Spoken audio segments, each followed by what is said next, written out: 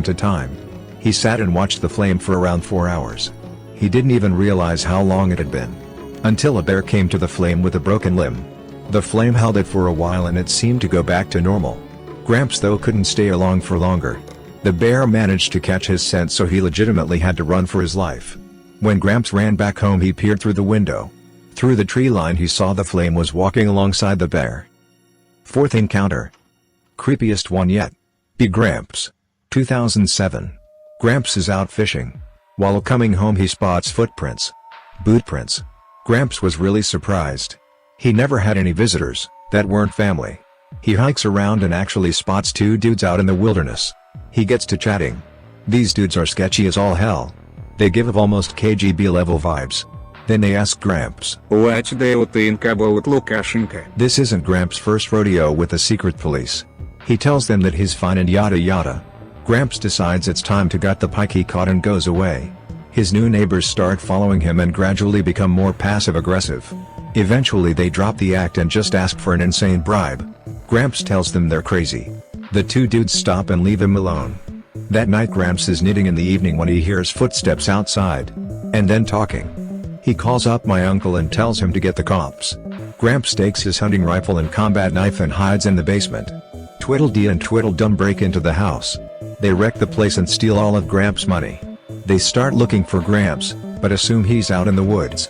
Eventually Uncle comes with police force. Gramps tells them what happened and search is conducted. Eventually they find Gramps' affectionate neighbors. Turns out they plan to dump Gramps' body in the lake. Seems the literal pagan goddess isn't even the scariest thing in that forest. Fifth encounter. Be Gramps. 2013. Gramps is with Uncle. They're hunting boars. Gramps and Uncle are chatting. Then rustling. They found a boar. They take their catch to Uncle's car, then go back to hunting. This continues 3 times until symbols. Uncle asks what they are. Gramps just starts groaning and tells him to go. Smoke smell. Uncle starts thinking that the forest is burning. Gramps calms him down and tells him to do everything he says. Uncle agrees. While they're past a cliff they spot the light. Gramps tells Uncle to shut his eyes and not run, no matter what. Dealing with the flame has become so routine for Gramps that he now waves to it. Every time he does it the flame hisses at him. Uncle and Gramps get forehead flashed a few times and then the flame just kinda fucks off. While they're making their way back they feel the smoke again. It turns out Gramps had become a bit too cocky with the flame. He thought it got so pissed, it started a fire. But that was not the case. As Gramps navigated around the flames he looked up. He saw the flame up on a tree. It looked straight at him. And it's as if her eyes could portray all of its emotions at once. Gramps described it as pure sorrow and hopelessness. The flame most likely had no way to put out the fire. So it sat there observing the destruction. Gramps got real quiet after that one. He said that when he looked into its eyes it felt like he was in the flame's shoes, not for a split second, but a century. He knew that something else caused the fire. Okay, so sixth story. It doesn't come for Gramps, but my uncle. Gramps died in 2017. Be him. 2015. As I said, Gramps is slowly becoming more used to the manifestations of the flame. But one day he goes by and does his usual, hello. Hello. It talked, it fucking spoke to Gramps. Gramps became as white as a sheet of paper. This genuinely put fear into him. He fell onto the floor and said, "You talk?" It nodded. From this Gramps actually had a stroke. He managed to get to a hospital and miraculously survived. After this, he couldn't stop thinking about the flame. And as soon as he came back to the forest, he called up Uncle. Gramps told him, "If I don't come back by midnight, arrange a closed casket funeral." Of course he came back, and with quite the tale. He finds the flame. Usual hello, the flame responds. "What is your name?" Name? Who are you? Me? I'm Azarim. Apparently her name was something akin to Azarim or something. Uncle couldn't remember it well and Gramps pronounced it differently like 5 times. "Hello, Azarim." Who are you? I'm Gramps. She spoke almost like a child or just had a poor grasp on Russian. Where are you from? Home of tree, home of me. Why do you burn things? I burn stink. What is stink? I don't know. She starts walking away. Wait. Come. She leads Gramps to a heavily forested area. Gramps thought he was gonna die there. It pointed to a neat collection of rocks and slabs. Us. What? They are me. It then grabbed Gramps and looked into his eyes. He felt sorrow, longing, regret, rage.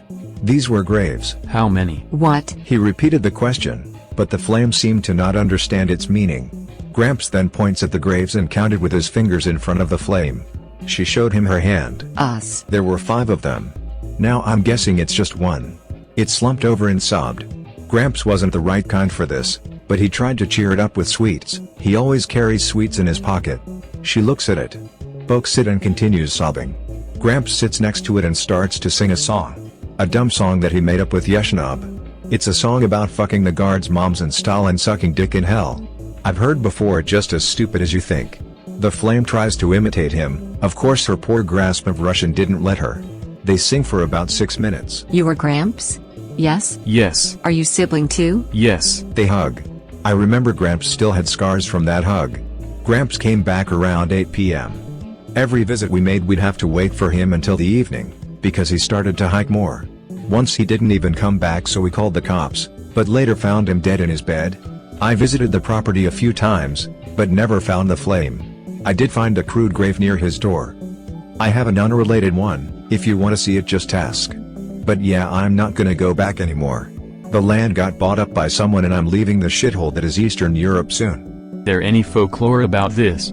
I know Baltic countries were some of the last in Europe to convert to Christianity, and you said this was Lithuania, correct? Holy shit, thank you so much for bringing this to my attention. Flame was burning into trees. ATL East, I think so. Symbol represents the god of life and birth, Laima. I'm still gonna call it the flame though. Your grandpa have any theories as to why what appeared to be a pagan spirit would use a Christian cross as their symbol?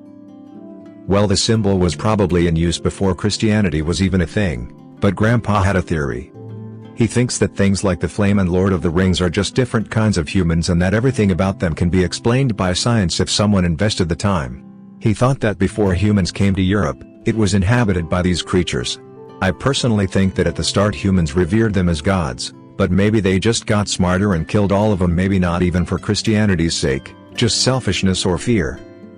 Sounds like a Miskeenese/Miskeen, but it's the first time hearing about them being engulfed in flames. And from your story, the entity was near Lithuanian/Belarusian border, correct? To be more specific, our family lives in Lithuania. He lives in Belarus. We have to cross a border just to meet him. Gramps lives somewhere in between 50 to 100 kilometers from the border. There are no other homes in a 10-kilometer radius from Gramps. Fellow Lithanon then. Have you ever thought about searching of such entities yourself? Apart from the flame, nothing paranormal happens to me. As I said, after Gramps' death I visited the property, but it never showed up.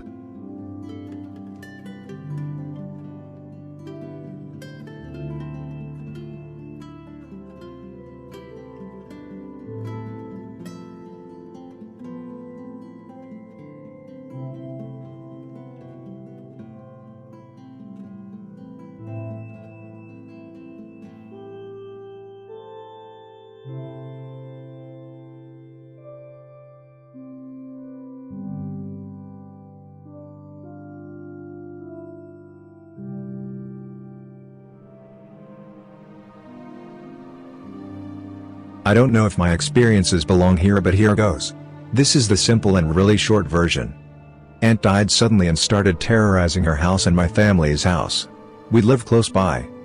Dad called local priestess to find out why she's still haunting her and his house. Some relative came over to observe priestess's ritual. Her spirit told us she was killed by black magic. Everyone went, what the fuck? We knew she has sued some guy who has cheated her claim to a land and sold it to someone else. She said both worked together and employed witch doctors to kill her subtly. Dad was worried since he took over to claim the right to the land through court. Whole family might be killed. Family maid knows a guy can who help. The guy used to actually lived with us when he's a kid. The guy flew over and we brought to my late aunt's house the next day. He looked around and instantly asked if she was blind when she died. Yes, she was blind before she died. He also said that it actually wasn't her time to die and told us she was killed by black magic with supernatural help. Whole family was shocked. We didn't tell him anything, but everything he said was correct. He even pointed out where my late aunt ghost is. He noticed some weird energies around some trees around my aunt's house and asked if he could dig around. We helped him dig where he pointed and found some weird metal objects. Told us that weird negative beings are actually roaming around her house because of these metal objects. Probably for protection. although he said it can be harmful to us.